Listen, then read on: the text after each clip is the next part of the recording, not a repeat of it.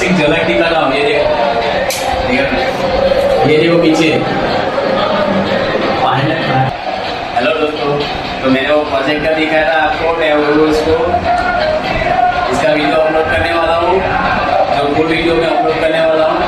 तो मैं वीडियो जाके देखना और वो वीडियो में बस प्यारा सा कमेंट कर देना, वो मैं आपको दे दूंगा, फ्री में दे दूंगा।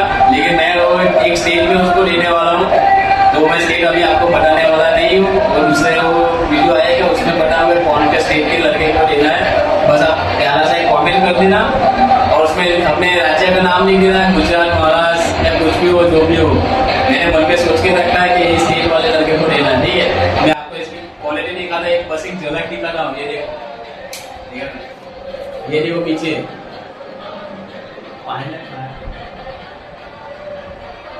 ये देखो पूरी तरह ऊपर की जा रहा है, देखिए।